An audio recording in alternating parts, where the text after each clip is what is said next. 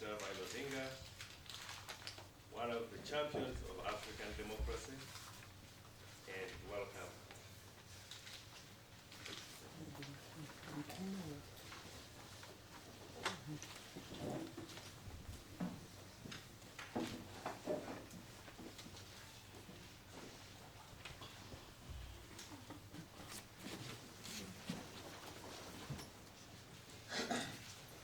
Thank you, Reverend. Your Excellencies, honorable members of Parliament, distinguished delegates, ladies and gentlemen. I am very delighted to opportunity to talk to you this morning on a subject of Africa's expanding threat to statehood, democratization, and development. And I'm happy to see here so many faces from the continent of Africa. You've come together here to the Holy Land of Israel, some for the first time on the pilgrimage, and others are coming to renew their faiths. I want to begin with a sincere appreciation to the Israeli Ministry of Foreign Affairs, the Truman Research Institute, and Africa's Center for Peace and Democracy for the opportunity to speak to you this morning. Both the Institute and the Africa Center have been at the forefront looking for solutions to critical foreign policy, security, and development problems across the world for many years.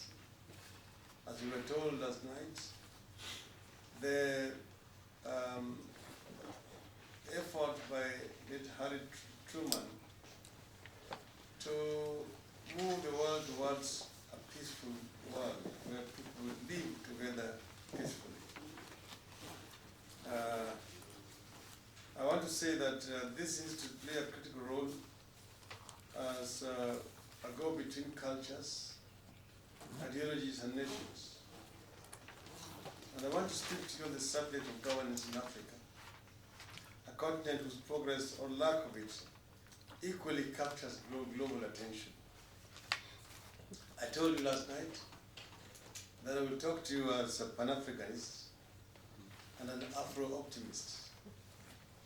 And I said Afro-optimists as opposed to Afro-pessimists.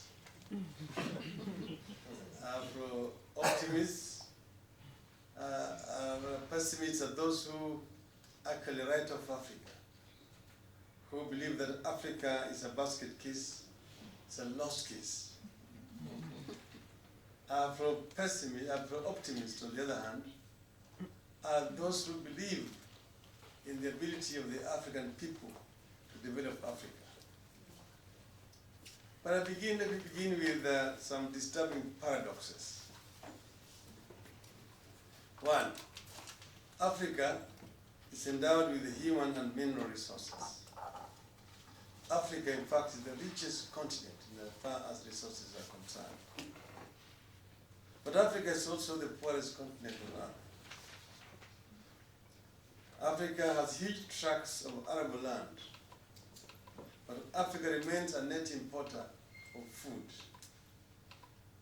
Africa spends $45 billion on food imports annually.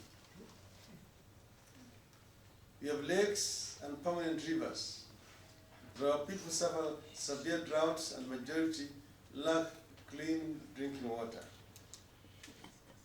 This poorest continent is, however, home to some of the world's wealthiest men and women, mostly leaders and former leaders and their associates, who can buy any property at any price in any city of the world at any time. These paradoxes have to do with the way Africa has been governed. Some Afro-apologists say, oh, it's because of our colonial past. I say that so many countries were colonized. Even Korea was a colony of Japan. Even China was one time a colony. Even India was a colony. United States itself was a colony at some time. So I say that we must discard all these excuses and face the issue squarely. At independence, most African nations abandoned the democratic multi-party constitutions inherited from the colonialists and embraced the one-party rule. Remember the founding fathers of the continent arguing very eloquently that the traditional African society provided for resolution of disputes by way of consensus. Therefore, Senghor put it in his book. He called it palava. That people used to sit under the tree and dialogue, and resolve the conflicts. Kwame Nkrumah followed suit. Olimu Nyerere, they argued that the traditional African society did not provide for adversarial system like the Westminster type, and that the gigantic task of nation building required consolidation of efforts, and therefore the multi-party system, as known in the West, was a luxury young developing African continent could ill afford. Therefore, through a series of measures, coercion, intimidation, blackmail, bribery, opposition was led into extinction. I'm very grateful to my brother, the ambassador of Zambia, for what he told us here about how Kaunda tried to unite the Zambian people, the various tribes, the 72 tribes of Zambia, and to say one country, one people, one nation, one party.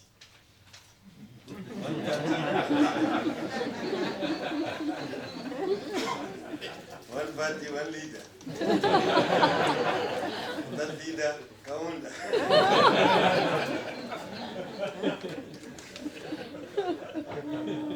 True effort towards nationalism, uniting the people. But I want to say that these attempts to bring the people together gave us presidents for life, gave us military coups, counter coups, single-party dictatorships, and assassinations. It bred personalization of state power and mega corruption amid proclamations by the leaders that democracy was not African. So with the demise of multi-party of the opposition, there are no longer checks and balances. So tribalism, because the leaders surrounded themselves with an elite of their ethnic communities. Tribalism, nepotism, and corruption became the order of the day. The attitude of the leaders of this era was captured in one statement attributed in 1991 to the then 84-year-old Félix Houphouët-Boigny of Côte d'Ivoire. After 29 years rule, Boigny said, and I quote, "There is no number 2 or 3 or 4 in Côte d'Ivoire. There's only number 1. That's me, and I don't share my decisions with anybody." In those words, he underlined the problem of the governance Africa was going through. Boigny ensured stability and economic growth in his country. But the nation he left behind exploded after his death. I had the honor of mediating in that country because of the conflict in 2011. I was appointed by the AU as the mediator to the conflict in Côte d'Ivoire. And I had a good opportunity to study the history of Côte d'Ivoire. Watching Côte d'Ivoire on the brink, I could not help but think of the words of William Shakespeare in Julius Caesar. And I quote here, "And the evil that men do lives long after them. The good is oft interred with their bones. So let it also be with Cote d'Ivoire. During this period, elections were luxuries in Africa. They were held merely to affirm the incumbent. By the end of 1980s, out of some 150 heads of state that had governed Africa from the 1960s, only 6 had voluntarily relinquished power. Even those retired after 20 years or more in office. It is in this period that South Korea, whose gross national product was not very different from Kenya's in the early 60s, opened its lead over my country. At independence in 1963, North Korea was almost like a twin brother to Kenya in terms of development. The major economic indicators, the GDP, for example, the per capita income, the level of poverty, the literacy levels, and so on, were almost equal. But then, today, South Korea's economy is more than 40 times larger than that of Kenya. This period failed to create governments that are transparent and accountable. And they've been telling Kenyans that if you want to know what Koreans, if you want to solve Kenya's problem, then find out what the Koreans did right, which Kenyans got wrong. Africa marked time here until the fall of the Berlin Wall. Then emerged what we can call the second liberation of Africa in the 90s, the rallying call being accountability, transparency, and good governance. In this period from 1960s when Africa became independent, this period was also marked with the Cold War period. During the Cold War, the West was so obsessed with containing communism that it cared less about what was happening in other parts of the world. So in Africa, so long as you said that you are an ally of the West in the war against communism, nobody cared how you govern your country. You could do whatever you want to do, you didn't care. That's how Uganda could end up with Idi Amin, Dada, and could kill hundreds of thousands of Ugandans.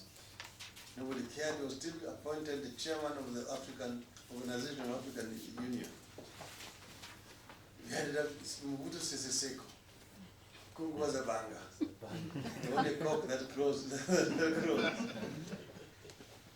Gen Bedel Bokatsa could go and even go to the prison and flog the prisoners, crown himself the emperor of Central African Empire. And so still being applauded, applauded whenever he went to France. You had Kamuzu Banda, Gwazi of Zambia, who could go on a live British BBC broadcast and pronounce that his own opponents, who had actually brought him back to Malawi, Truman and Shibemberi, said that if these two dared set foot in Malawi, there will be a delicious meal for the crocodiles on Zambezi. That is how Africa was governed. So you ended up now with this kind of leadership on the continent.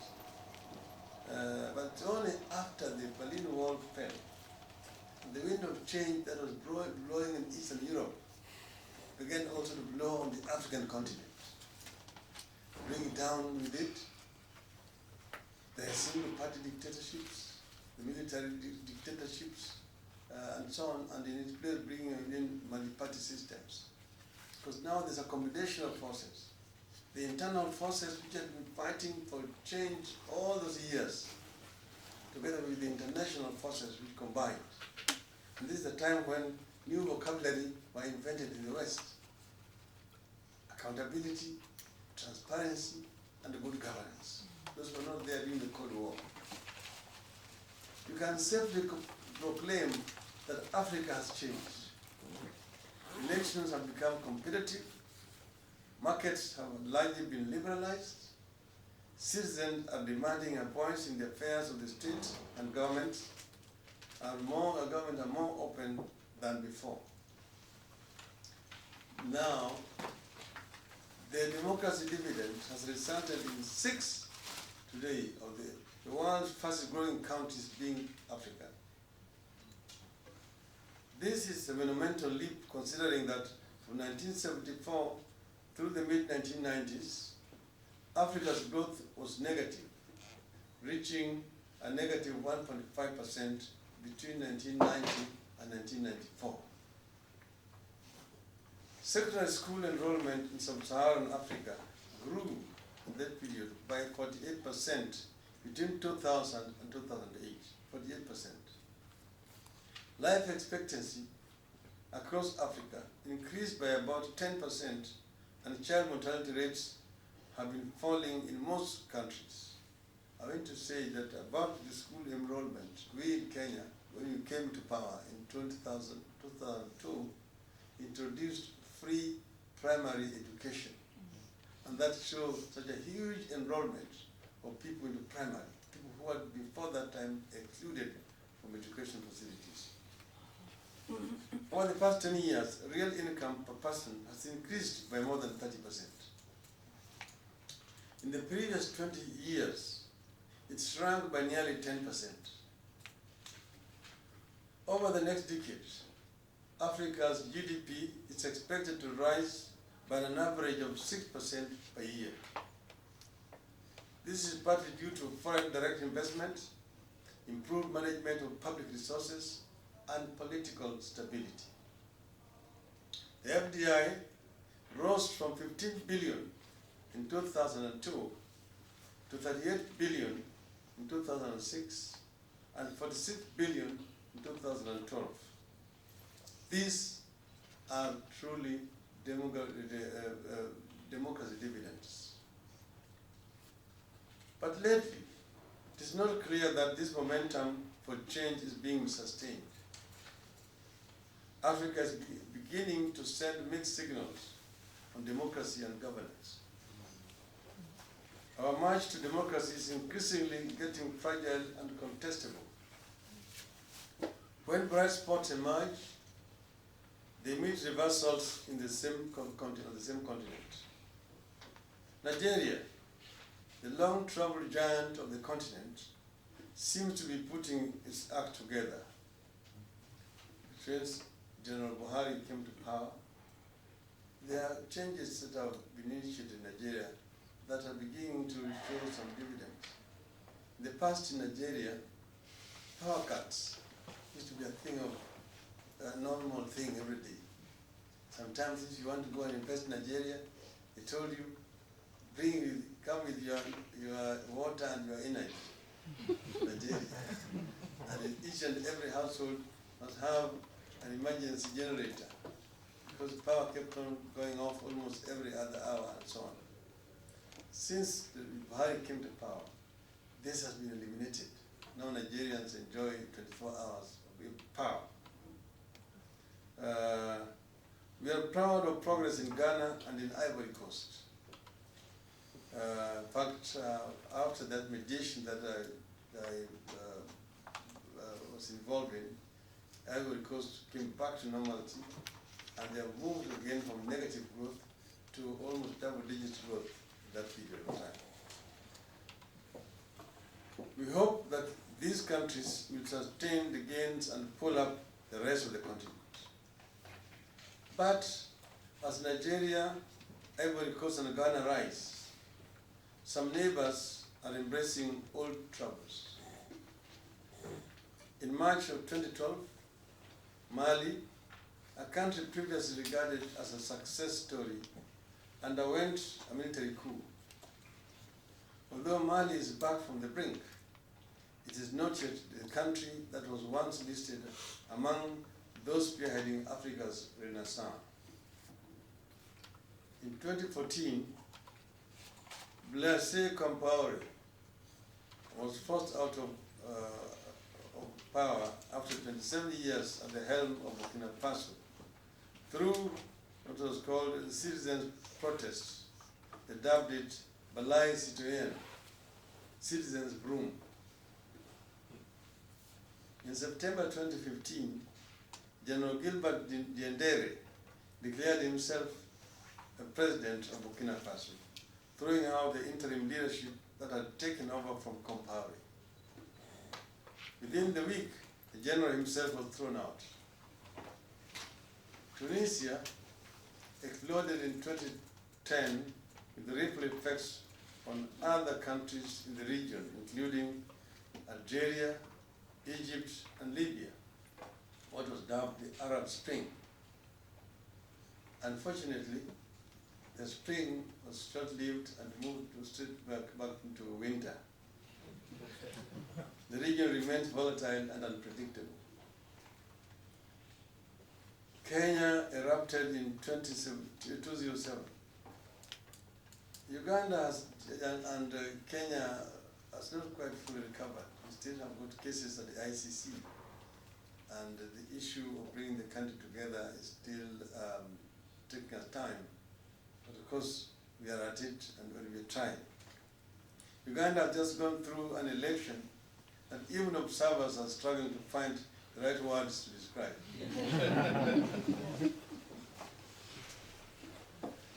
A number of African countries are having difficulties in deepening democratic culture and upscaling their governance performance.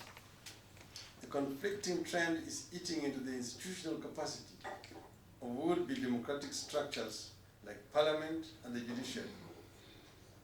It is paralyzing accountability bodies like the Office of the Auditor General, the Ombudsman, and the anti-corruption institutions. It is crippling the media freedom and eroding accountability of political leadership. It is also crippling provision of public services, including security. Even worse, the reversals are aiding the return of big-time corruption. Corruption in turn necessitates and aids the reversals. Corruption is swallowing our potential and financing our failure. Africa loses about $148 billion to corruption annually. This is equivalent to 25% of the continent's GDP. Corruption is responsible for the increase in the cost of goods in Africa by 20%. Corrupt public officials receive between 20 and 40 billion in bribes annually. This is equivalent to 20 to 40% of the official development assistance. Nowhere is the reversal more visible than the conduct of elections. Most of Africa has simply failed to better manage the quality of its elections. Upcoming elections are met with doubt, uncertainty, and trepidation. The results are often marred by controversy and violence of the same kind. Unlike Europe or the US, Africa's elections are increasingly different, mostly in the warring ways, from country to country, and election to election in form, content, and quality. One would have thought that after about a quarter of a century of conducting competitive elections, Africa's electoral commissions would be able to deliver better organized, more transparent, verifiable, and credible, free and fair polls. Our elections are getting more chaotic and more prone to manipulation. They are more likely to produce bitterly contested results that create divisions rather than unite the nation. Elections are failing to peacefully aggregate people's preferences in the choice of political leadership. Incumbents are using them to confirm themselves to power or tear apart their nations. Africa must urgently address the question of how to make elections promote social cohesion, create rather than undermine political legitimacy, and ensure inclusivity rather than entrenching exclusion. Africa must invest in enhancing electoral governance if the march toward democratization is to be sustained. Tied to free and fair elections is the need to enforce and respect term limits. Across the continent, many leaders are revising their constitutions to remove term limits. These requests for extensions are often couched in a language that portrays a leader's desire for more time in office as a response to popular demands. And the leaders in this will begin all the time to argue that they are themselves the glue that united the nation together, and that is the people who want them to be there. And they want to do a referendum, which is first influenced by massive campaign by themselves, so that demands come from the people, who is the people who are demanding that I should continue. We're saying that, look, there are two systems, presidential and parliamentary. And if you want to continue beyond the term limit, just go parliamentary. That way, if your party is popular, you'll be elected, like they have here in Israel. But if you always have a presidential system or term limit, stick to that term limit.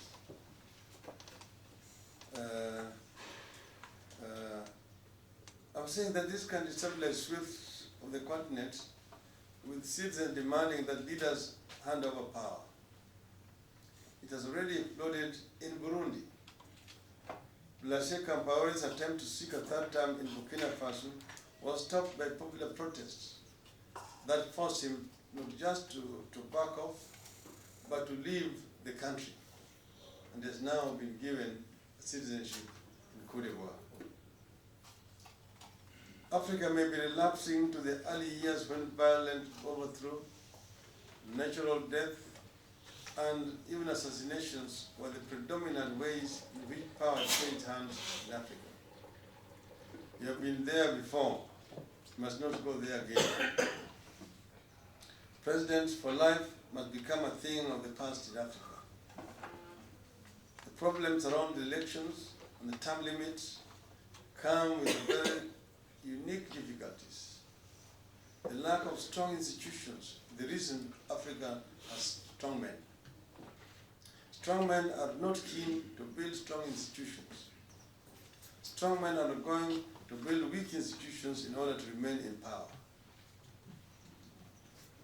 The good news, however, is that our citizens are an enlightened lot today. Africans are beginning to demand much more than the trappings of power. They are asking for greater separation of powers, checks and balances, independent media and judiciary, devolution of power, genuine federalism, and clear elections timelines. I believe that Africa will not agree to be taken back to their nasty past. I end by just quoting what ended just recently, the last AU meeting in Addis Ababa, where African heads of state gather in Addis Ababa. Instead of talking about critical issues which are now affecting the continent today, as in Burundi.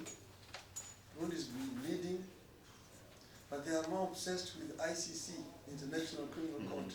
And because one or two leaders of Africa are being charged there, so this becomes a major agenda.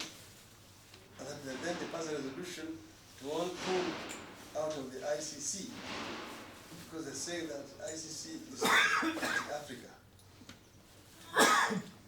But if you look at the cases before ICC today, most of them were sent there, forwarded there by Africans themselves.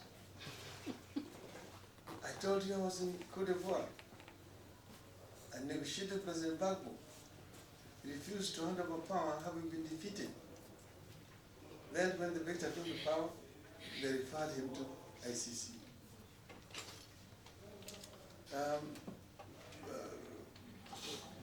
Mr. Bemba from DRC is there thanks to Mr. Kabila.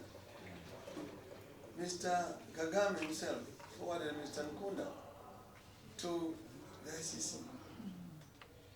Mr. Taylor was in Nigeria. That's where he was arrested.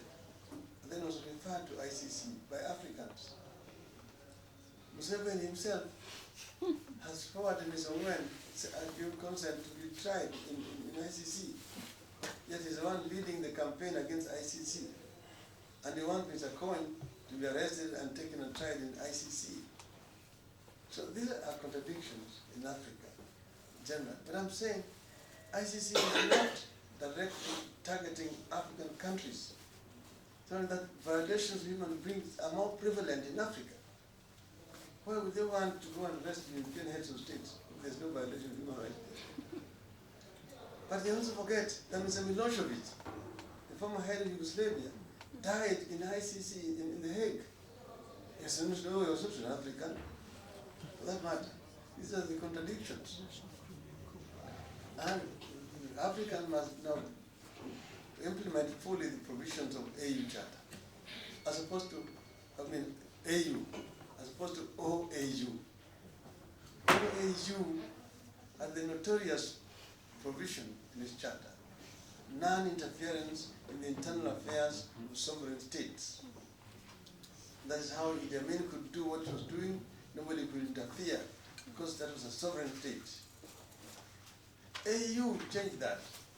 There a new clause in its charter saying non-indifference to violation of human rights anywhere on the continent. There is violation of human rights in Burundi today, yet African heads of state are more concerned whether Mr. Bashir is going to be taken to ICC or Mr. Ruto.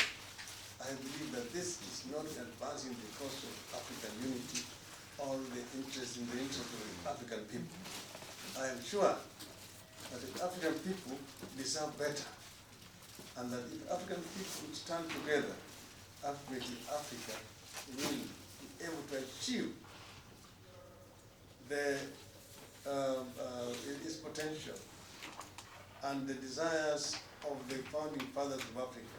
The African dream was coined by the founding fathers of Africa. And Africa ultimately will need to unite. I think it is.